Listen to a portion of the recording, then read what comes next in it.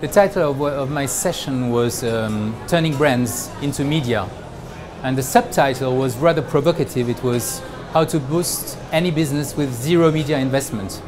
So the purpose of that presentation was not to say to companies, stop investing into media, stop buying media. The purpose of the presentation was really to get companies to realize that there is something that they have been neglecting over years, something they haven't considered as barely descriptive, which is their brand, and something that actually with the digital revolution can become a potential and amazing media by itself. So that was the, I would say, the overall idea.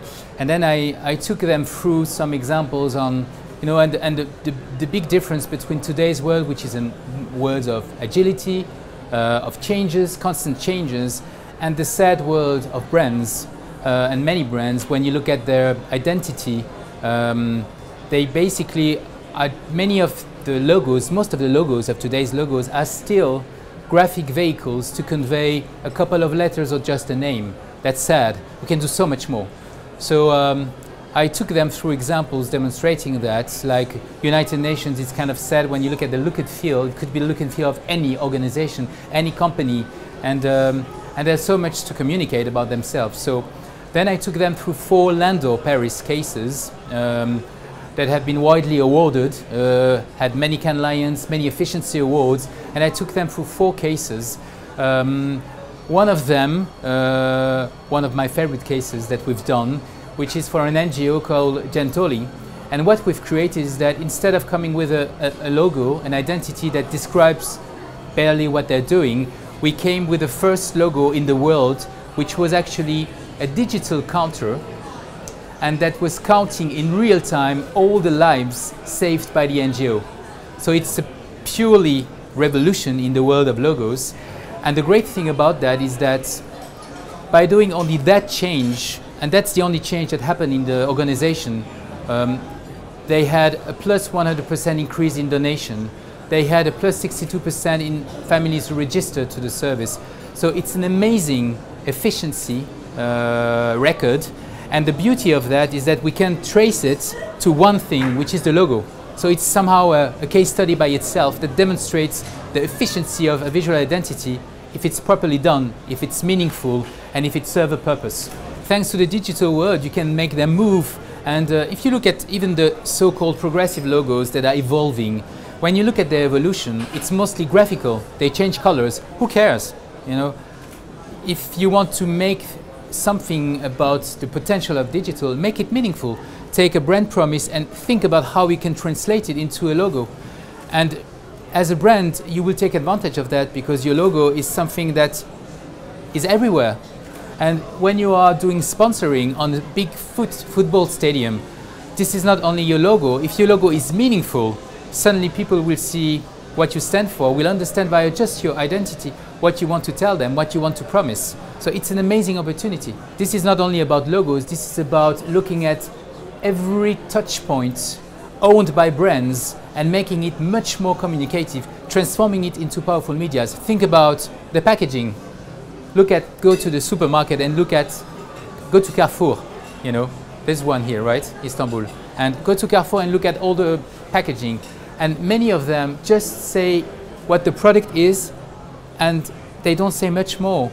And with packaging, you could use it as an amazing media. If you link it to digital, you can tell the whole story of the product, of the brand, without even having to spend that on media. And then you can spend your media budget on engaging much more stronger on the storytelling.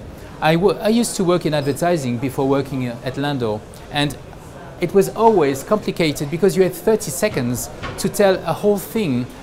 Too many things to say. You had to have the pack shot, 10 seconds, you have to have so many things. And our point is to say, use the brand as a media, dear clients, and then you can use your media to convey much more emotional engagement with your targets. The digital transformation, well, I think, yeah, it's a challenge because you have to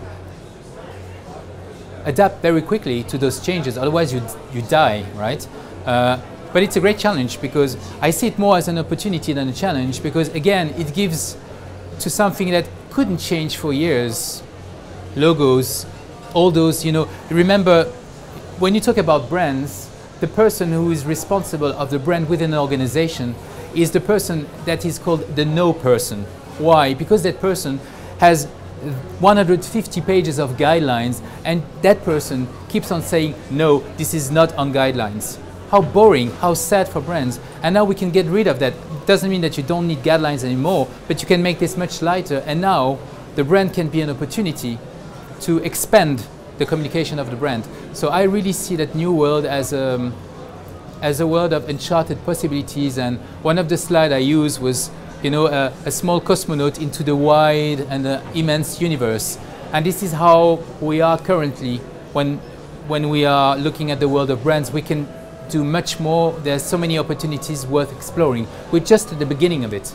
And at Landor, we're always pushing to the edge to be at, you know, trying new things. That John Tolley case, that NGO case, is a very great case that shows that you can do much more with a logo. But that's a start. You can do much more with look and feels. You can do much more with packaging.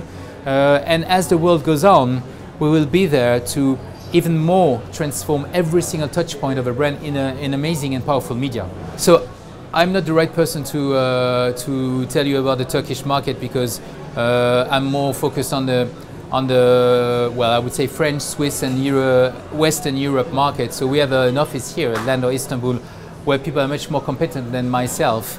I would say from what I've seen, there are many commonalities between the Turkish market and the French market. When I look at brands, I think there's much that can be done.